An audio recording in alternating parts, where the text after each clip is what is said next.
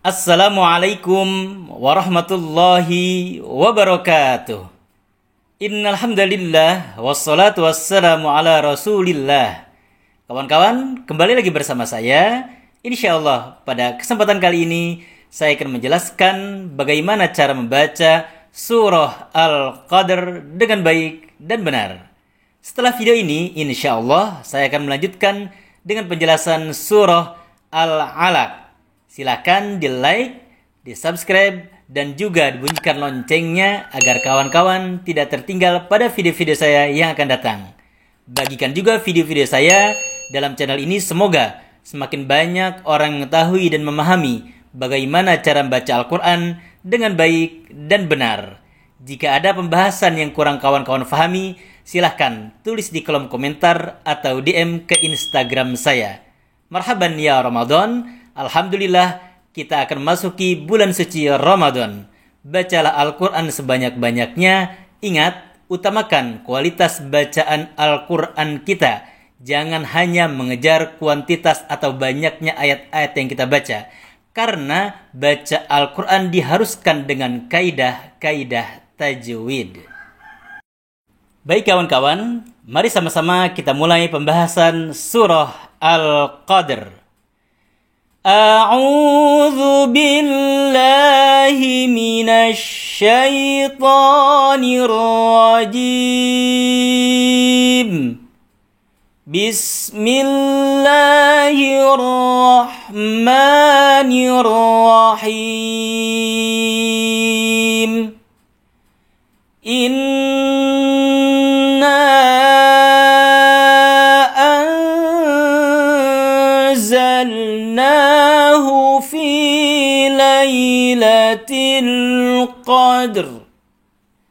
Inna nun tasydid ditahan 2 titik, suaranya masukkan ke dalam rongga hidung atau suara khayshum dalam kaidah tajwidnya. Jangan dilepaskan dulu lidah kita sebelum 2 gerakan atau 2 titik ini terjadi. Inna, lihat tanda bendera, artinya suara kita diluruskan atau dipanjangkan lebih panjang. Inna, panjang sekali. Tahan 2 titik. Zalnahu, huruf za. Kalau dalam bahasa Indonesia huruf Z ini. Ya, jadi besar sekali. Za, bukan anjalnahu dengan jim, bukan juga anzalnahu. Akan tetapi anzal, zal, zil, zul, za, zi, zu. Inna anzalnahu, diayun, diayun juga sedikit karena ada tanda panjang. Nahu fi lailatul qadr. Qadr, ya, lailatul qadr. Dalnya dalam kalimat qadr, dalnya memantul ketemu ro sukun. Qadr.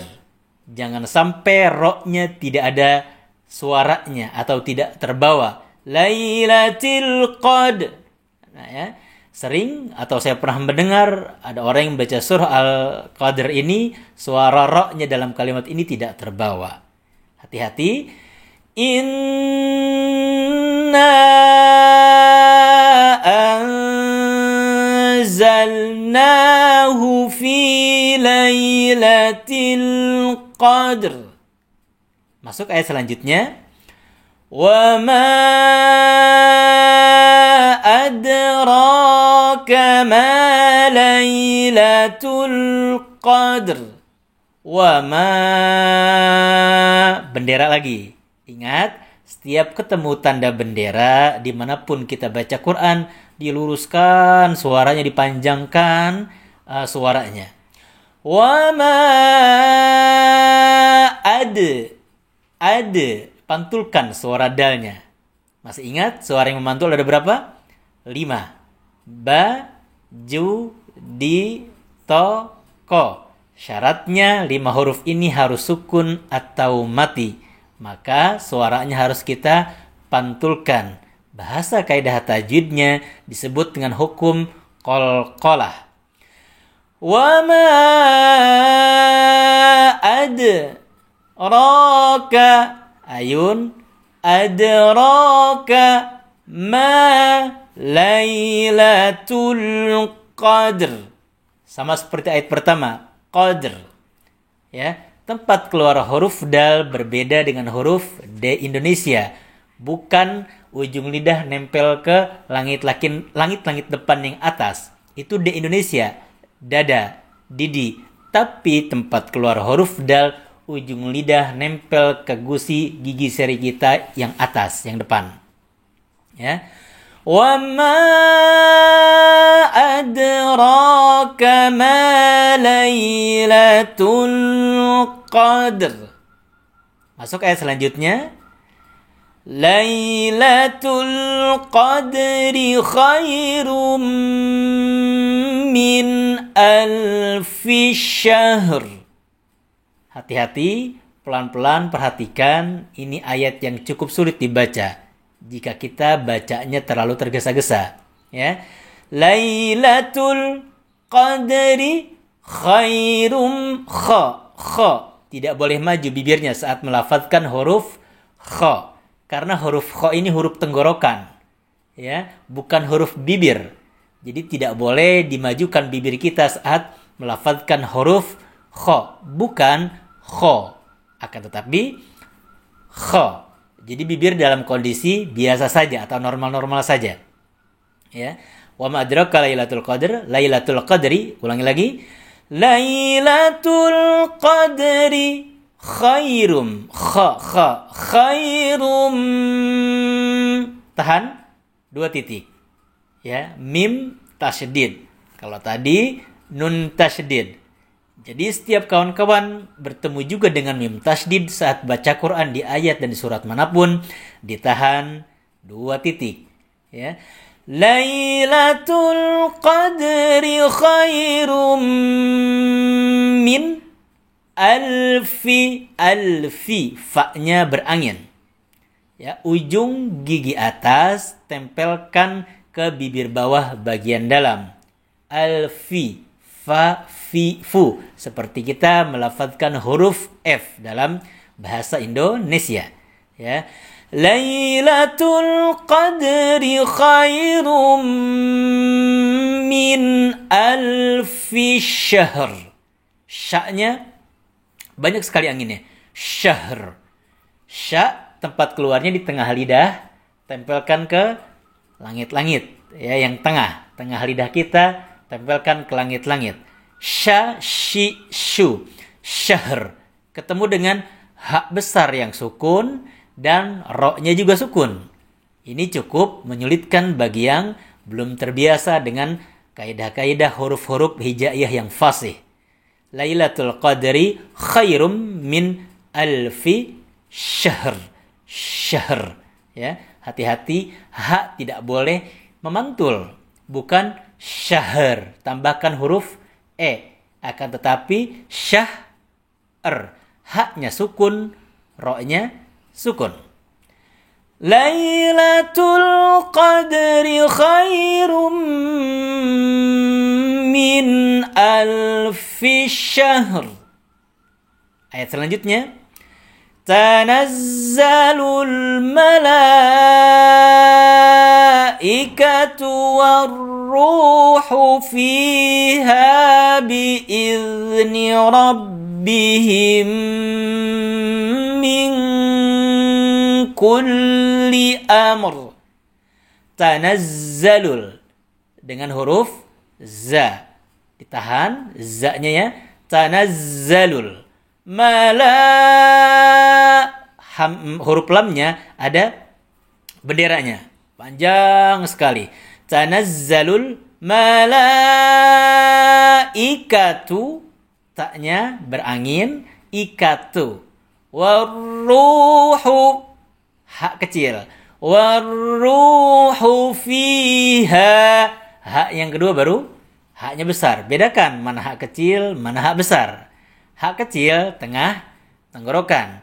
Hak besar tenggorokan paling bawah, ya. Tanazzalul malaikatu warruhu fiha. Besar ya.